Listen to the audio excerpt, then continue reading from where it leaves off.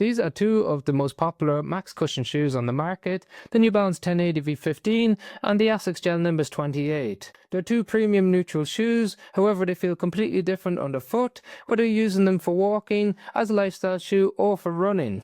And what really surprised me about it is even though you have a new cushioning in the 1080, it feels a lot bouncier and springier, but the same cushioning in the Nimbus 28 that we saw in the 27 is much more stable underfoot. But let's get stuck into the differences in stack, weight and cushioning first of all. If we look at the stack height on the Nimbus 28, well, we've got 43.5 mils of cushion in the rear foot, 35.5 in the forefoot, giving you an 8 mil drop.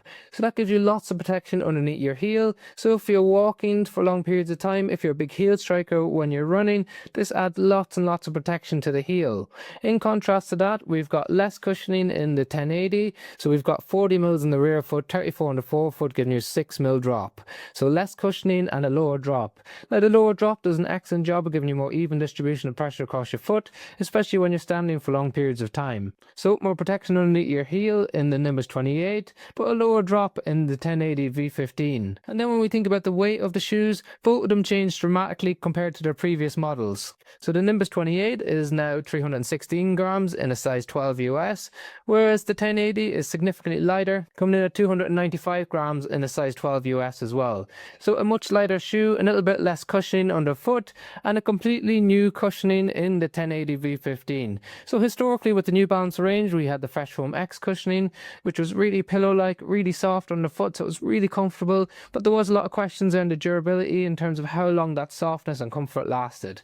Well, we've got the brand new Infineon cushioning in the V15. That's a lot bouncier, springier, a lot more fun to walk in and run in, so it feels completely different underneath your foot. Not only that, but they changed the profile of the shoe.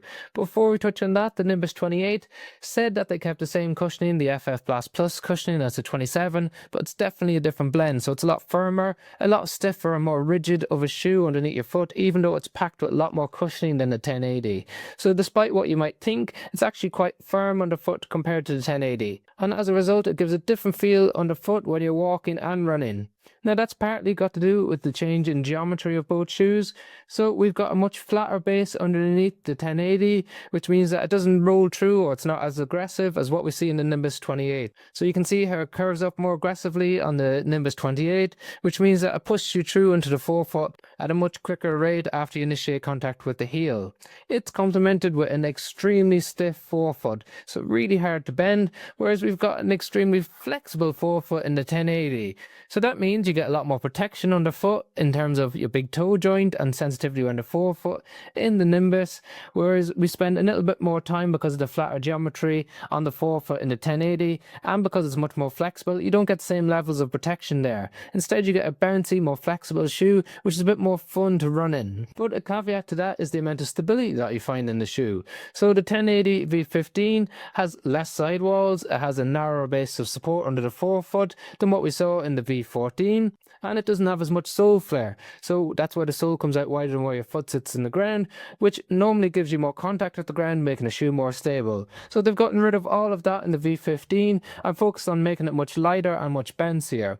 The Nimbus, in contrast, is much broader of a shoe, so it's a much wider platform, it's got bigger sidewalls on the outside and inside of the heel, and a really rigid heel counter that wraps around your ankle helps control pronation moments.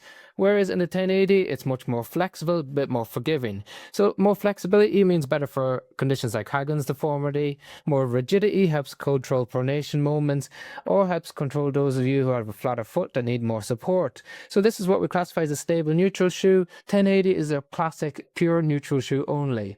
So that means when you're walking around, if you want a shoe for standing and walking that's stable, neutral, very supportive, relatively firm underfoot, the Nimbus works really well. If you want a more fun shoe that's a little bit more flexible underfoot, but a little bit less stable, then the 1080 can be a better option for you.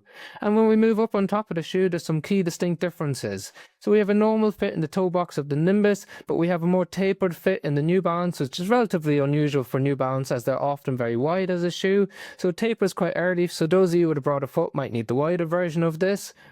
It has a very thin tongue on the Nimbus, much more broader and thicker on the 1080, and we've got a lot more padding around the heel counter of the Nimbus 28 compared to the V15 of the 1080. Now that makes a big difference in terms of comfort. This is more of a plush, luxurious feel. This is more of a lightweight race fit in the 1080. So completely contrasting to what we saw in the more walking focused V14 of the 1080. So where do these shoes lie in terms of performance and use cases? If you're looking for a really stable, firm, rockered shoe to walk in, spend long periods of time, this is going to give you all the protection that you need, all day comfort, and it is an excellent daily walking shoe.